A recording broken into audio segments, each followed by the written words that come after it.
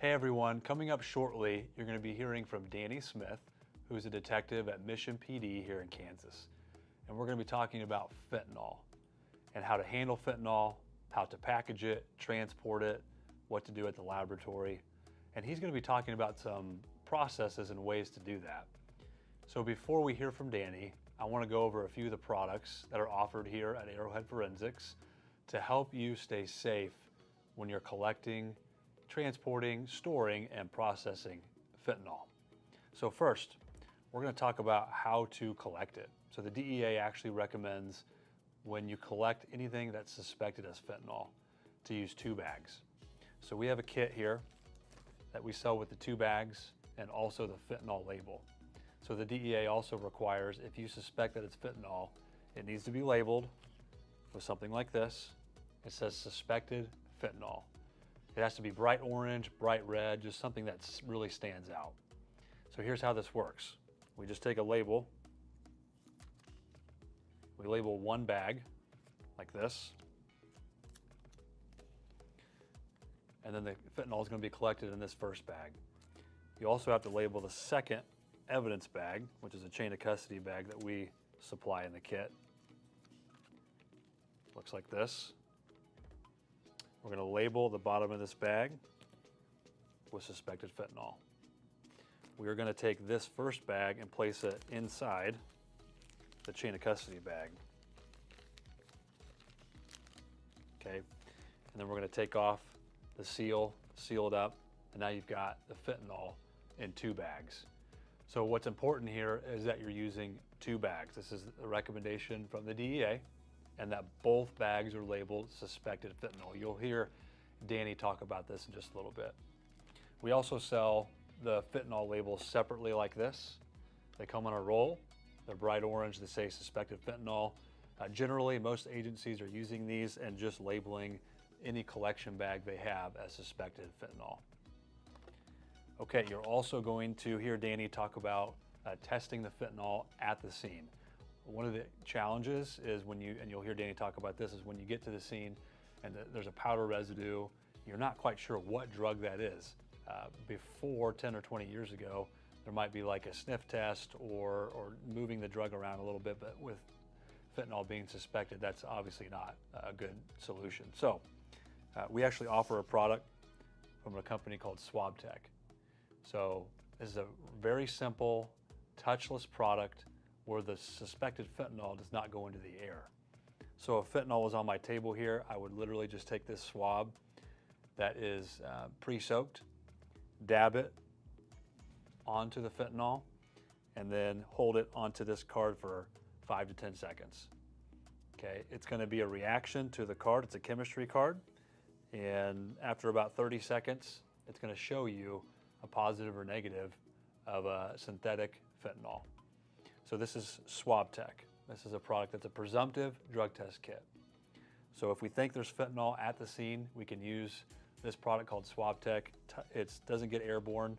Touch it, put it on the card, and we can find out, is this fentanyl or not? Very good product to help keep you safe.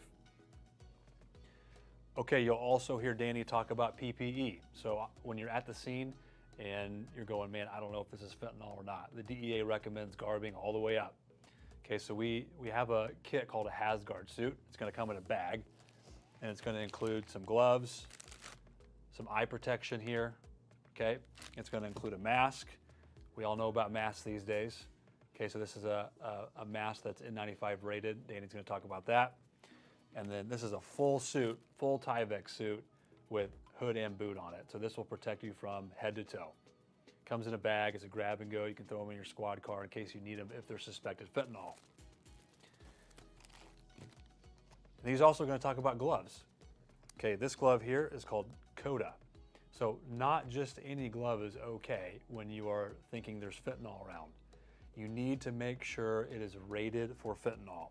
If you're not sure, usually the manufacturer will put something on the box that it's rated for fentanyl.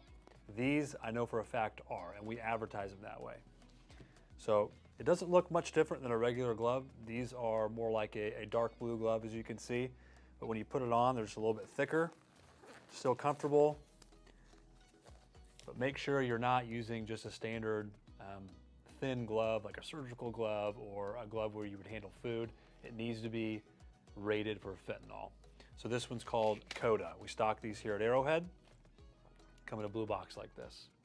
So hopefully you can see we've got products from collection, transportation, and then we'll talk about the fume hood in a little while from Lab Conco. So those are some of the products that Arrowhead Forensics offers to help you stay safe when you're handling fentanyl.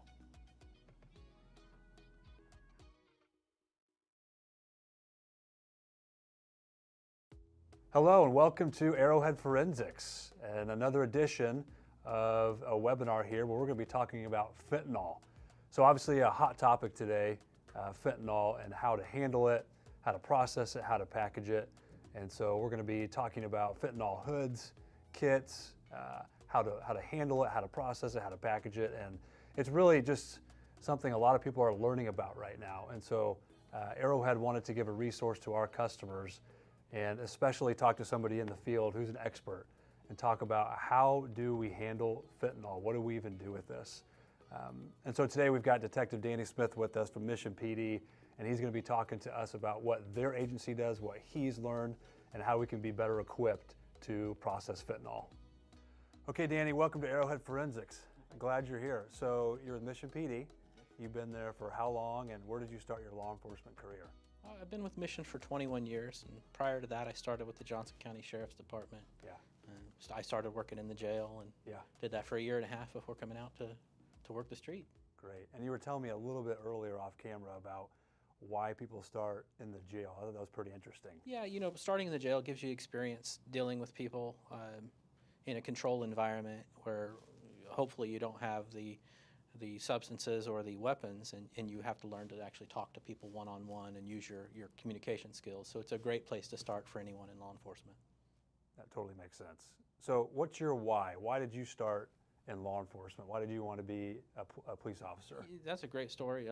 Actually, I remember as a young child, I grew up in Kansas City, Missouri, and I remember coming back from a fishing trip one night and seeing two motorcycle officers outside a convenience store. And you know, as a young kid, I went over to look at the motorcycles, and these officers came over and took the time to talk to me, and I just became fascinated with what they did. And we lived in a pretty busy area, so I got to watch the officers actually in our area, and it became kind of a passion. That's awesome. Love that. Well, we're going to be talking about fentanyl today quite a bit, but I'd be curious. So, what do you guys run into in the city of Mission? Like, what's the cases and what are the issues that you have going on today? You know, the fun thing, our it's a fairly small city right in the center of the metro area, so we run into just about everything. I'd say the vast majority of our crime is property related or drug related, but we do get a great mix of any type of crime.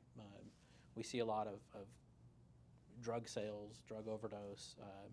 You know, we get a lot of property crimes. We get, you know, the same thing any other agency gets. We get assaults and batteries. I mean, it's a small town feeling at the department, but we do have the same problems that any larger metropolitan area would have.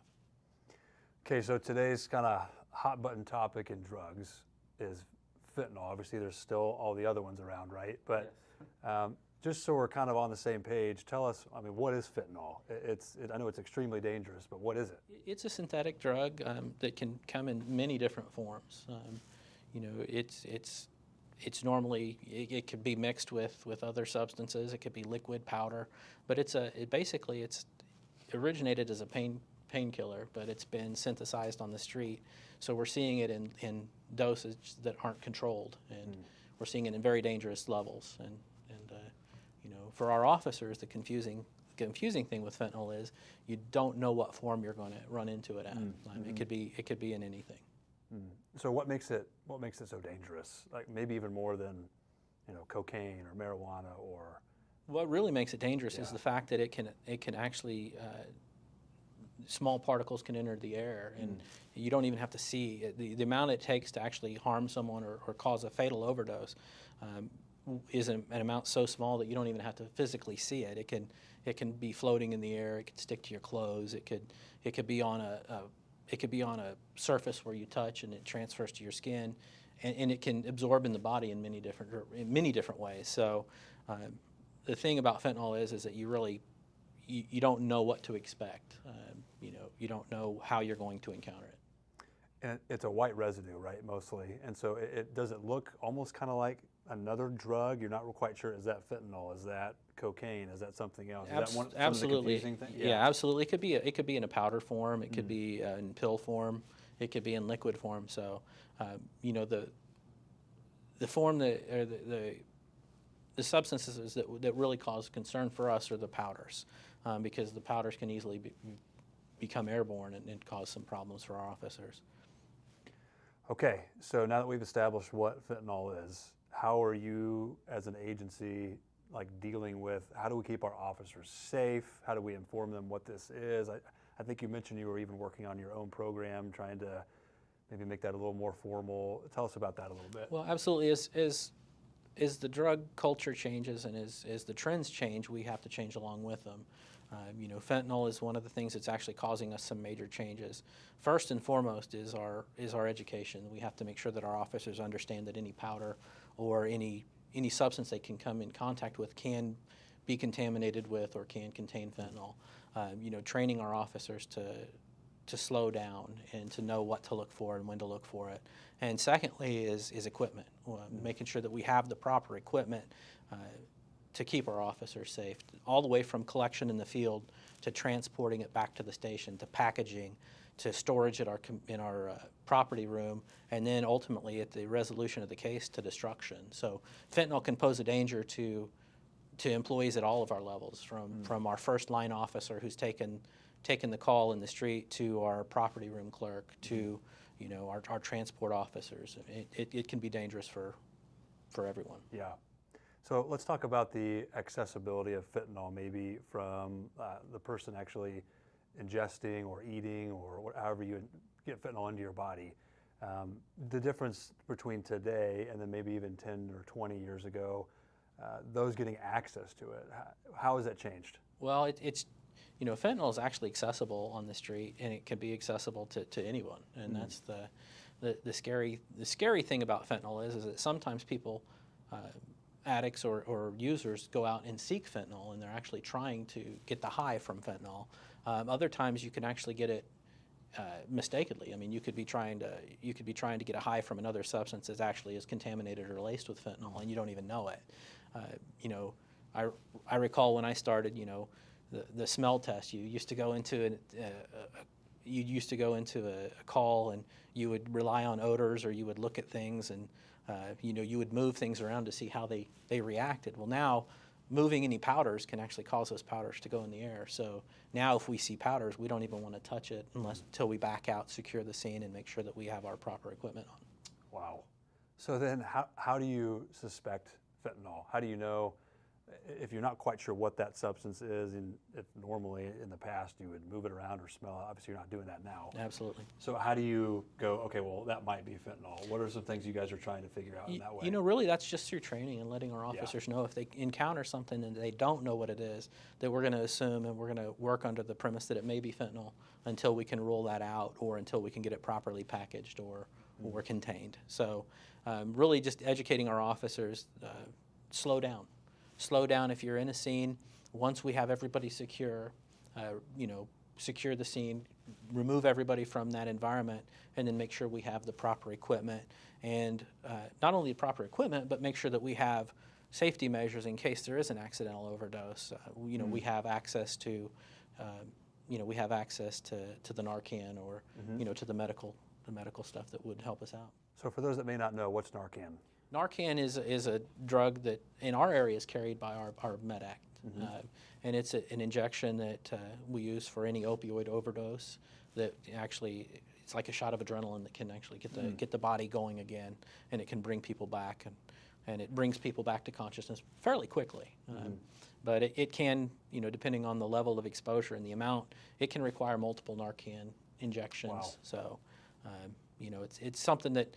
Fentanyl is extremely serious, that, even one Narcan injection and somebody starts to come back around, they still could come back and have effects of fentanyl later, so they may require more injection, and then they could be contaminating those around them if they have it on them. So it's it has changed what we do drastically. Right.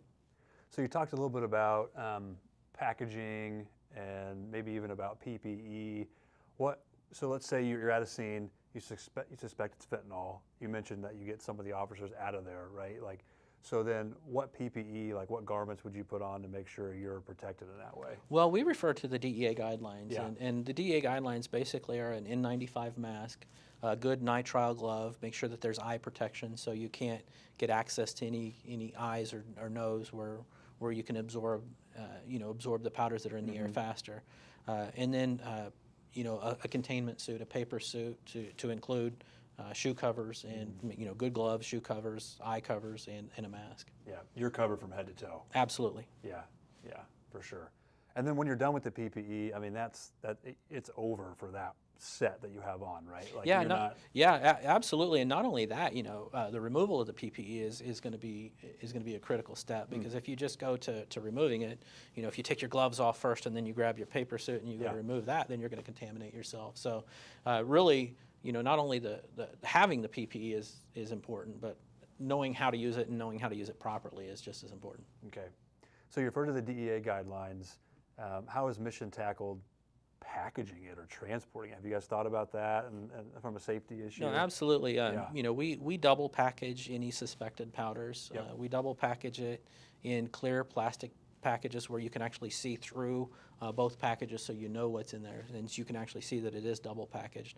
We also use fentanyl stickers on it to identify it, because as soon as the officer turns it into the property room, now the property clerk has to deal with it. So we want to make sure that it's clearly marked, that when that property clerk touches it, they understand that even though it's packaged, we're still going to take precautions. All the way through the court process. Once we get to court, that evidence may need to be brought out in the court. So we want the courts to know that there's a safety risk. Right. And something like says suspected fentanyl. Absolutely. Right. Absolutely. Orange, or I think the DEA guideline is red or orange. It has to be bright. Yeah, it does, and it's something more than just handwriting it with a marker. When I started, we would package our evidence. If there was a safety concern, you would just write on it. Well, that can be overlooked so much. The officers are writing on there, they're writing case number, date, time, and they're writing a description of the thing. So there's quite a bit of writing on the outside of a package. So we want something that's going to stand out, that our property clerk or the courts are going to be able to clearly identify and not mistake it for something else. Right. Even talking about handling, here at Arrowhead, we've been trying to come up with gloves and different protection products that are rated for fentanyl. We even have a glove called Coda that's blue that is rated for fentanyl. So we've seen that in the field for sure, where you want to make sure you have the right glove that isn't just a thin glove that people would use to cook food in, right? Right, absolutely. Food service gloves aren't going to give you the protection that you're going to need. You're going to need something that's a good thick nitrile glove that's going to make sure that it's going to give you the barrier that you need to make sure that you don't get the contamination. Yeah. Okay, so we're at the scene. We collect it. You've talked about all that safety. You've talked about it being in the property room, how we package it. Okay, now the case has gone to court, and you've got to process the evidence. So your technicians at the lab, tell me a little bit about how they contain the fentanyl, how they process it in the lab. What are they looking for at the lab side? They're going to. And I'm not a chemist, Yeah. but obviously, they're going to run some tests on it to confirm the substance is fentanyl and the percentages. Because a lot of the times fentanyl is mixed with other substances. So what's it mixed with? Well, it can be mixed with just about anything. Yeah. I've seen a lot of it in pill form, where it's people are taking pills that are laced with fentanyl. But it could be mixed with anything. I've had cases where, cocaine has been laced with fentanyl as well. So it can show up anywhere. But once the lab gets it, the lab actually operates in a hood, under a hooded environment where their ventilation pulls everything away from the lab technician. The lab technician is still wearing all of the proper protective equipment. Right. But there's a concern that if it gets into the ventilation, that other areas of the lab would be contaminated. So a fentanyl hood is extremely crucial anytime you're testing the powder or repackaging or moving that powder. You want to do it in an environment where you'd have proper ventilation and filtration. Yeah. you're not just going to pour the fentanyl on this table and take a peek at it. No, absolutely not. Yeah. Yeah. You know, and that's a great point. Once we get back to the station, you know, fentanyl has caused us to change our packaging, you know, our packaging at the station too. Yeah. We don't package on tables where officers are writing reports or eating their lunch. We have to have a special area where any suspected fentanyl is going to be, you know, packaged, and then that area has to be decontaminated and cleaned after every packaging, just to make sure that there's no residue left. Yeah, it's scary stuff. Absolutely. It really is. We were at an agency a few weeks ago, and they had suspected fentanyl case, and I mean, we had a technician garb up. He was almost in like a bomb suit. I mean, it was just like, if I'm going in, I'm putting it all on. And so we really appreciate how you guys are working through this. It's tough. Yeah, it is, and you know, and having the equipment, you know, we're fortunate here to be close to Arrowhead to be able to come and get the supplies and pick the supplies up as we need them. You know, that's one of the things that my chief wants to make sure is that we're not caught off guard. You know, this isn't something that you can plan on scene. You have to have the stuff ready to go before you go out, and you know, and any call could be a fentanyl call. You know, I've worked medical calls where you think you're just going to a chest pain or difficulty breathing, and it ends up being a drug overdose, and it ends up being fentanyl related. So, you know, our officers are in there, and you know, you just never know what you're going into. Yeah, part of our mission at Arrowhead is to equip you guys to do your job better, right? And so we try to have the gloves and the safety gear and even the presumptive drug test kits that you just dab onto a card here and swab it, and it'll tell you if it's fentanyl. I mean, we really, and even the hood you talked about. I think we're going to have a little section on the webinar here describing the hood and how to properly, safely handle fentanyl in a hood. And so I appreciate you bringing that up. We really try to help you guys, and it's a big part of it. You know, that's something that, you know, we don't have the luxury in the field of being able to work under a hood. But, you know, once it gets back to the station, you know, we want to make sure that we're keeping our property clerks safe and our court staff safe. And then, you know, what do you do with it once the court is done and you've got a destruction order? So, you know, having the hood is a vital piece of equipment for an agency that's going to be dealing with anything that's suspected fentanyl. Yeah. Okay, let's talk about that last piece, the destruction order. What if there's suspected fentanyl? What do you do with that evidence? Is there a certain way that the DEA guides you, or what have you guys come up with? Well, you know, right now that's one of the things that we're in the middle of looking at right now. In the back years ago when I started, everything would get incinerated, but you know, we don't want.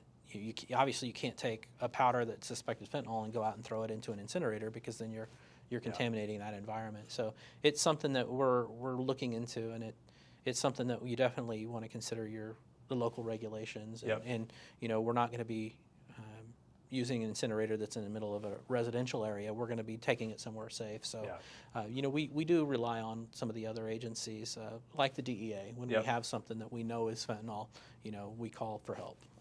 Yeah, I'm sure there's OSHA, EPA, Absolutely, all kinds of things you're thinking about. Yeah, there is a lot, you know, and some of these incinerators that we use, you know, the packaging doesn't necessarily go into the incinerator, so sometimes some of the stuff that we do destroy has to get repackaged.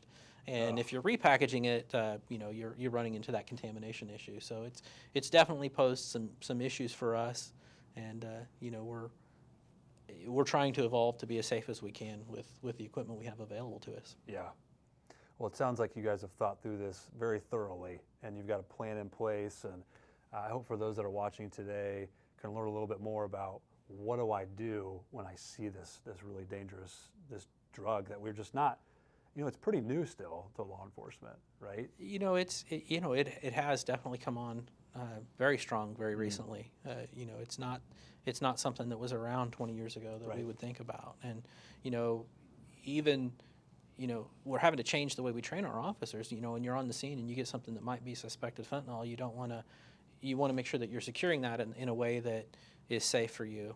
If you're, you know, in the old days, you know, you had a cargo pocket, and if you're on a traffic stop and you get somebody's ID and you know you're going to be taking it back to the station, you would put stuff in that cargo pocket, and then that was a way to secure it and take it back to the station. We definitely don't want that with fentanyl. And you know, once you get into the car to transport it back to the station, you know, DEA guidelines are that you have you know, a container where you can actually close it off while you're in the car to transport it even. That way you're not contaminating the inside of that patrol car. Yeah, that makes total sense. It has changed the way it's really changed the way we approach any suspected drugs and how we address our officer safety issues. Yeah. Well, Danny, excellent job. Thank you for all the information that you've given us today on fentanyl. I know that is a lot that you guys are working through. On the behalf of Arrowhead, we just thank you at Mission and the other agencies around here for keeping our streets safe and working through this. I mean, it's not an easy job, and so we really appreciate it. I appreciate being part of this because really getting the information out to our officers is the first step in keeping them safe. Yep. And that's going to be, you know, that's our responsibility as the senior officers and the officers that are now in a position to help the younger officers is to do it better and to do it safer than we used to do it. Yeah, very good. Thanks, Danny. Appreciate your time. Thank you. Yep. Okay, let's transition over to Lab Conco Corporation. Lab Conco is a manufacturer of evidence trying cabinets, fume hoods, and fentanyl hoods here in Kansas City. We're going to be interviewing and talking with David Wasesh over at Lab Conco. He's a technical expert on the fentanyl hood. So we've talked to Danny about collecting, we've talked to him about transporting fentanyl. Now we want to get to the crime lab and how do we process this under a properly ventilated hood. Don't forget to stick around afterward for a question and answer, and there might even be some prizes. So we'll see you in just a moment. Thanks everyone for joining. Really excited to talk to you today about different methods for containing fentanyl and other hazardous opioids and other potent drugs that you encounter. Really, there's an important focus on being safe as possible when handling these drugs because even a small amount of them can be quite hazardous to human health. So as you expose yourself to them in the laboratory setting, in the field setting, it's really important to take a couple of key steps to make sure you're safe. In the laboratory setting or the processing of evidence side, you want to be really careful about how the package is treated as it enters the facility and how you handle it in the laboratory. Processing, really important as you bring it into the laboratory for processing, either just for storage and sample receipt or for analytical processing on HPLC, LCMS, or other analytical techniques. It's really key to focus on how that process of carrying that sample safely throughout the laboratory is managed. To do that, there are a couple of key principles that are typically used to keep users safe from hazardous powders. And when it comes to fentanyl, processing that sample in a fentanyl hood is really key. To do that, you're going to be using a hood that's going to be different than a typical fume hood, which we typically think about for chemistry and other chemical vapors. Fentanyl and other hazardous drugs are powders or particulates, so it's really key to focus on them in a hood that's designed to contain those types of materials. To do that, there's a product called a fentanyl hood, such as this sitting to my side, which allows for safe handling of those particulates. The principles of this type of hood are very similar to a chemical fume hood. You're drawing the hazards away from you, keeping your respiratory area safe. That means pulling airflow into the hood around the sample where you're handling the sample, and then capturing that air at the back of the hood safely and bringing it through the HEPA filters to ensure that the powder is safely trapped before returning air to the room. Integrating one of these hoods is really easy to do. It's as simple as receiving the hood, placing it on a bench top, having properly tested, and carrying out your work. And so there are no requirements for integration into buildings with expensive exhaust ventilation or other considerations that can sometimes slow down the implementation of one of these hoods. I'm going to take a few minutes just to talk about the way that the airflow enters the enclosure, and I'll visualize that with smoke. But before I do that, I just want to talk about some of the key features and construction components of these hoods that really separate the Lab Conco containment fentanyl hoods from other products on the market.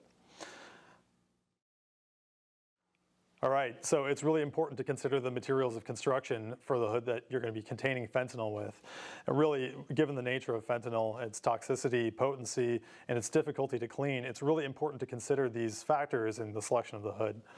So for a Lab Conco fentanyl hood, the things that you want to keep in mind are construction of metal and glass, which are resilient to cleaning and allow for longevity without cracking, crazing, or chipping, or anything that might harbor some of those fentanyl particulates. Looking at the construction of this hood, there are several factors that play into the design that help for ease of cleaning and containment after the sample is handled. Starting on the front of the hood, viewing into the hood is done run through a large glass. This is a tempered safety glass sash, and it's easily opened and closed with a pull of a finger. And to design and house that frame, there's a metal frame that's on the outside of the glass. Down below, there are other metal features all around the hood, as you can see throughout, and all of these are just resilient to regular abuse with cleaning and processing of samples. You'll see sometimes when plastics and other things are used, they can crack and craze. They can also have small areas where they harbor materials and can be difficult to clean. So these materials on the Labconco fentanyl hood are all designed to resist scratching and really eliminate any cross-contamination from evidence samples, and also to keep users safe. As you move through the hood, you go past the tempered safety glass, the steel construction of the front, and you're going to see additional material. This is an epoxy work surface. This is a piece that's sold with this enclosure, and it's an incredibly robust, chemically resistant design. Again, it's not a plastic piece, but it's a resilient design designed to, again, be easy to see the fentanyl or other products that you spill on the hood, but also resists any chemicals that might be used to treat those samples as they're processed for analytical sampling.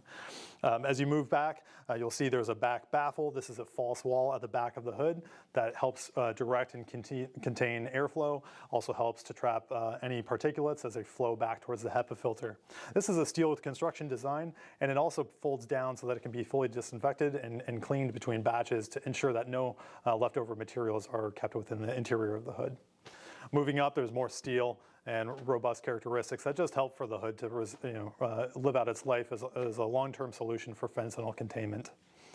Next, I'm going to talk a little bit about the airflow properties of the hood that help keep users safe. So this tool is a smoke generator device from Degree C Controls, and what it does is help visualize the airflow moving through the hood. This is airflow that's critical to ensuring that users are kept safe while they're handling fentanyl and other hazardous drugs. So as it generates smoke, you'll see a lot of different things happening, but primarily what you'll notice collectively is the direction of airflow into the hood in a smooth and ergonomic way that ensures that users and their arms and their samples and their normal behaviors are not going to disrupt the airflow. So as you move that across the work area, you'll see it's entering the hood very slowly and smoothly, which really helps to contain and eliminate turbulence that helps that would cause fentanyl to come back into the user's face. And those are just effects that are combining airflow dynamic principles from airfoils on the top, the bottom, and both sides to help direct airflow in. Now you'll notice this armrest is actually really here partially for ergonomics, but primarily for containment within the hood. And its design, it can be cleaned underneath, but its design is to help smooth and direct airflow into the hood.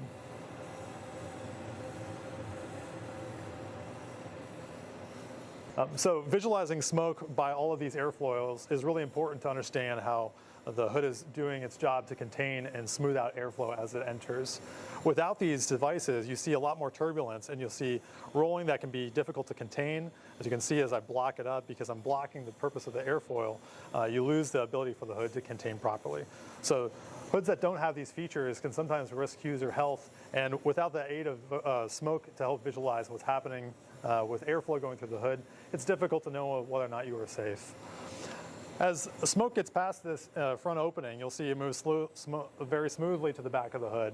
And then it's trapped and brought into the back of the hood and into the upper HEPA filter using a containment airflow baffle that's a zone perforated baffle at the back of the hood. This is a critical component of high containment devices to ensure that all of the materials generated within the hood are flowing to the back of the enclosure, away from users, and then up into the HEPA filters before they're trapped and contained safely. The way the enclosure works is very simple for a user. There's just an on light and a blower switch that turn on, and then the hood will begin to operate properly after just a few minutes.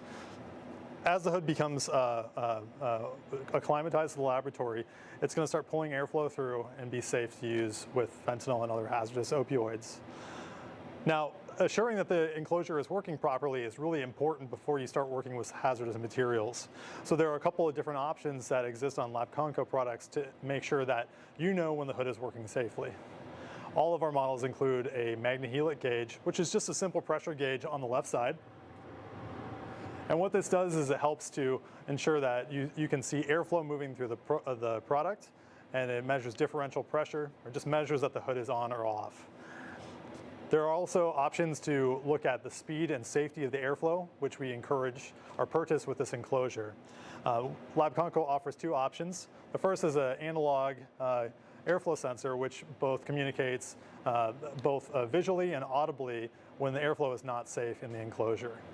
So as a user might be working in the hood, this is going to communicate loudly to help them understand if they've opened the sash or produced a behavior that's disrupted the airflow within the hood and ruined the ability for the enclosure to contain.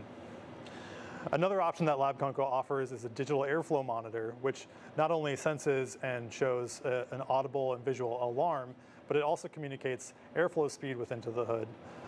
As the hood is operating, it's important to make sure that the flow of air into the hood is safe and consistent and in line with what the hood specifications are.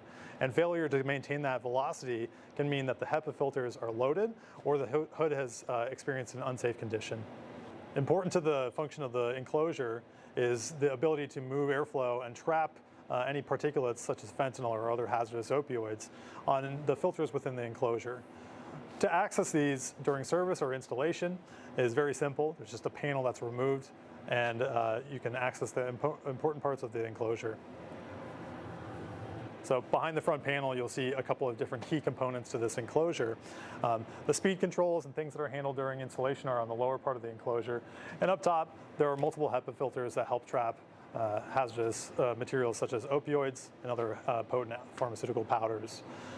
On all LabConco products, all HEPA filters that are provided, whether a single unit or a single HEPA filter unit or a double HEPA filter unit, will consist of a bag-in, bag-out platform that helps remove a filter safely when it's fully loaded. Many enclosures have HEPA filters, but they lack this important feature, which helps remove the enclosure's contaminated HEPA filters safely into a bag.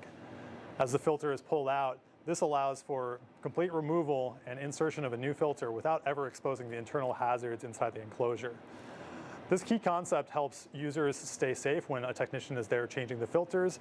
It also ensures that the hazardous nature of the filter is contained within the bag so that it can be discarded safely as pharmaceutical waste or through other waste streams suitable for the location of the enclosure.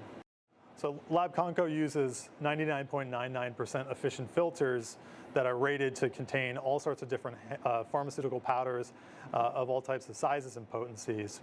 99.99% filters are the gold standard for pharmaceutical containment, and ensuring that those are used with hazardous powders is really the best practice you can take to ensure that the containment of these filters is going to be effective for fentanyl. As we put these filters into our products, they're carefully and regularly tested with every single model that we build to make sure that they're leak proof. And that is done using an IEST methodology that administers a challenge aerosol and makes sure that even the smallest of particles will not get through these filters. What that means is that as you turn this hood on and you use it every day, it means that this filter is going to do its job to contain everything that you're going to generate inside the hood and make sure that you're only breathing clean air back into the laboratory. This model has a lower HEPA filter and an upper HEPA filter and is a redundant design. There are many applications that require just the lower HEPA filter. Most fentanyl handling applications are completely acceptable and readily use just a single HEPA filter design. If you want an added layer of safety, we do offer this, but typically a hood functioning safely that's been tested is going to perform just fine and do a great job of containing fentanyl and other hazardous opioids. Again, as the airflow is passing through these 99.99% filters, they're going to be tested, they're going to contain those materials, and they're going to return lots of clean air back into the laboratory.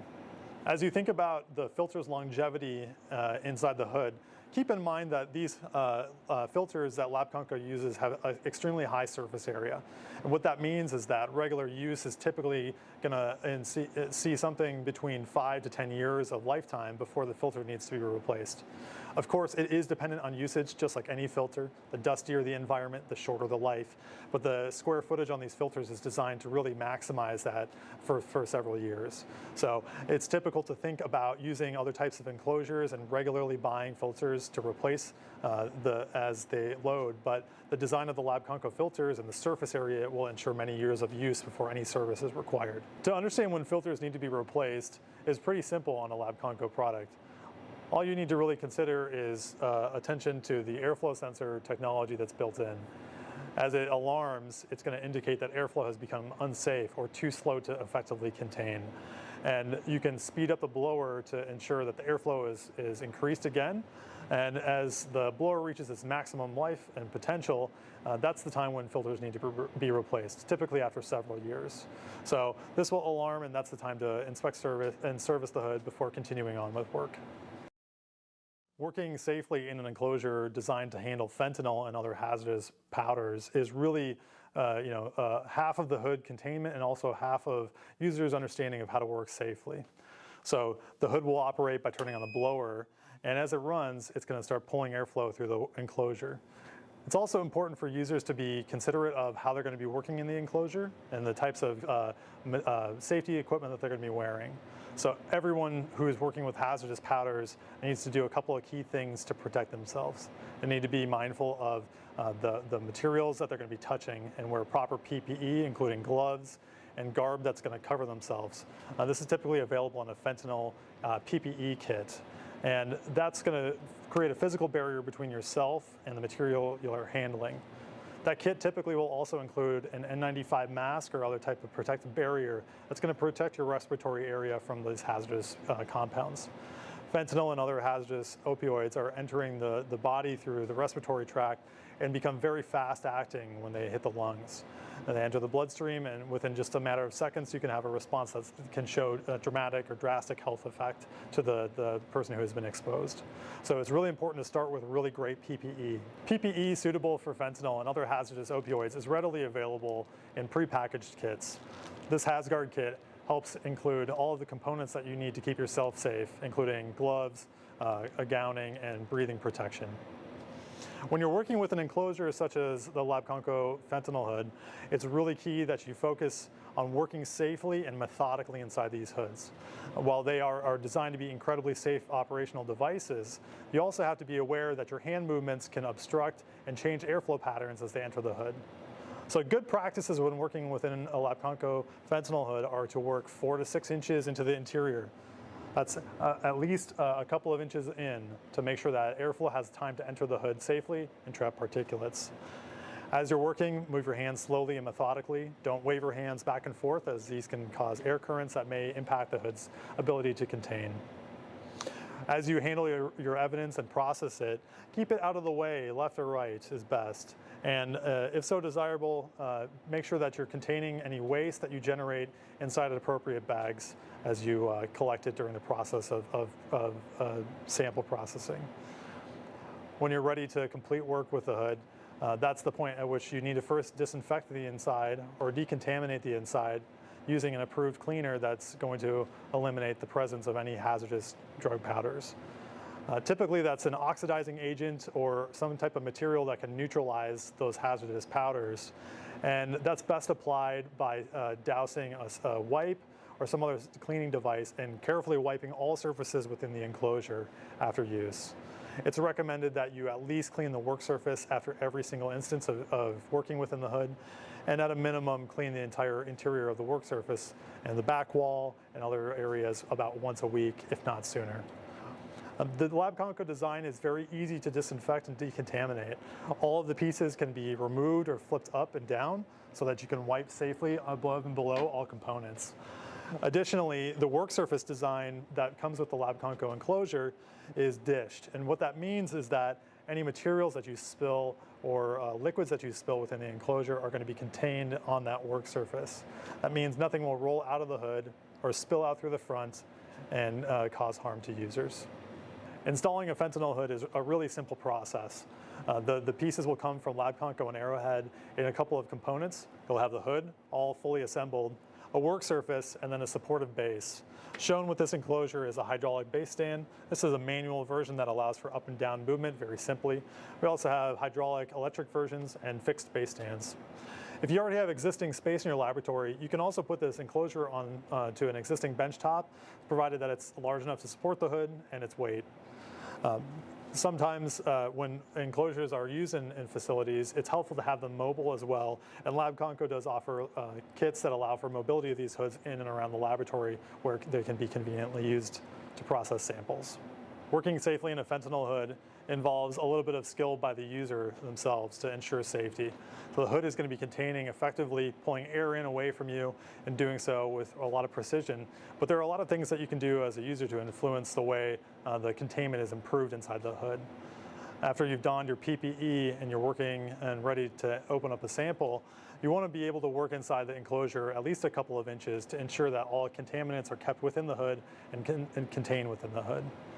To do that, you're going to work safely by entering your hands and using the armrest to sit comfortably and then work at least 4 to 6 inches into the interior. As you're doing this, you're going to be working with samples, passing them left and right, but avoiding them, pulling them towards you for an inspection. If you need to take a closer look at something, you can raise it up and look at it through the sash for close inspection. This is a protective barrier between your breathing area and the sample, but really you want to work all the way into the hood as much as possible. As you complete the work of your samples, you're going to put them to the side and then safely remove your gloves and disinfect the hood completely before coming out of the hood. It's important to pay attention to the disinfection step and make sure that anything you generate with inside the hood is going to be safely contained in hazardous waste bags and then safely removed from the enclosure. Thanks everyone for joining again. We really know that containing fentanyl and other hazardous opioids and other drugs that you encounter every day is a key step into ensure that you're safe. When you're working with an enclosure like this, there are a lot of steps that can come together to ensure safety as you process samples and you prepare them for analytical techniques and other practices within your environment. Thanks again for joining us, and we'll be talking to you soon.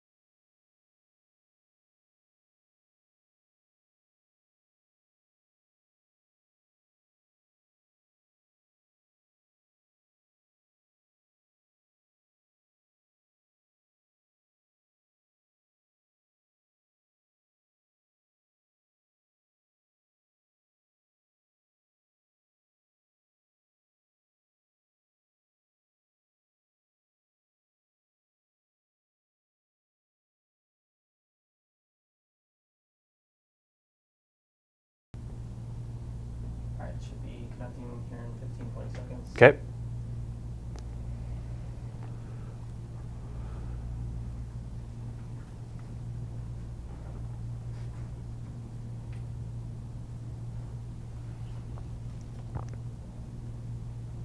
All right, welcome back live to Arrowhead Forensics here in Lenexa, Kansas.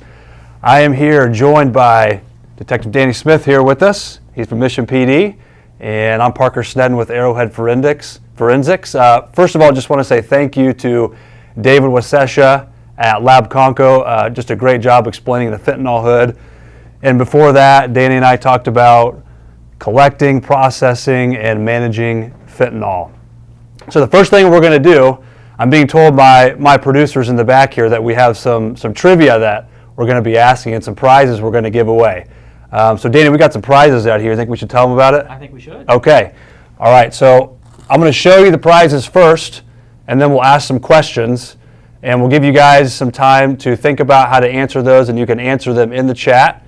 And the first person to answer the question correctly will win these prizes. And then we'll go through some Q&A that was asked during the webinar. Okay. So first is, I'm going to actually open one of these up. What do you think? Show it to them? Okay.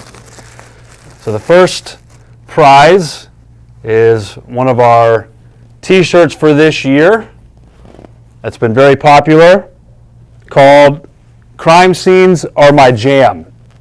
We've had a lot of interest in these. Justin, my producer behind me, is actually wearing one of these. It's a great shirt. So we're going to give away one of these and a lapel pin here. Probably hard to see from far away, but it's got the love symbol, the forensics love symbol. So the first question, and if you know the answer to this, just type it into the chat board. The first question is, what is Narcan? Simple question, but what is Narcan? I think Danny knows the answer to that, but you can't answer. No. Okay. I really like the t-shirt. Yeah. We'll get you one before we leave. Okay. All right, second question. Second prize. So we got the same t-shirt, okay? And then we've got, what do the kids call these? Pop sockets, I think is what these are called, right? So these go on the back of your phone. You guys know what these are. This is an Arrowhead Forensics pop socket. It's got the crime scene do not cross on it. So here's the second question. What are the 4 PPE items you should be wearing when handling suspected fentanyl? There's 4 of them. So if you can name 4 of them, you're going to get the second prize here. Okay, third question and third prize. So we've got same t-shirt, and then we've got an Arrowhead Forensics patch. Okay, so third question is, what are 3 different forms of fentanyl? Okay, Danny mentioned this as we were talking a little bit ago. And so he said the answer. Were you listening? And do you have the right answer? Okay, so quickly, if you can answer those, you get 3 different prizes. It looks like we've got some great people answering them right now, so I'll leave that up to Quinn back there to pick the right one. All right, so a few questions were asked. We're going to move on to our question and answer session here for Danny. So a lot of great questions were asked. We picked a few of them. The first question that was asked is, what kind of glove and mil thickness is recommended for handling fentanyl? We talked about that a little bit, but Danny, remind us, man, what kind of glove should we be using? Well, according to the DEA, you should be using the thickest nitrile glove out there, or that you can get. The blue coated glove that we had talked about earlier, it has a 5 mil thickness, so it's what we use, and it's actually definitely gives you the protection that would be required. Perfect. So we mentioned before, but we don't want like a 2 to 3 mil really thin glove when handling fentanyl. Yeah, you definitely don't want something that's going to have an opportunity to break. You don't want something that's so thick that you can't operate and do what you need to. So the 5 mil actually is a good glove. It offers the protection you need, and it gives you the sensitivity that you need to process your scene. Awesome. That's great. Thanks for that question. Second question here, and you might have to help me with the pronunciation of this one, Danny, but is Narcan the same as naloxone? It is. It's just actually, it's just a brand name. We don't carry either one at our agency. It's actually carried by our EMS services, but it's basically the medication that they give to bring somebody out of an overdose of an opioid.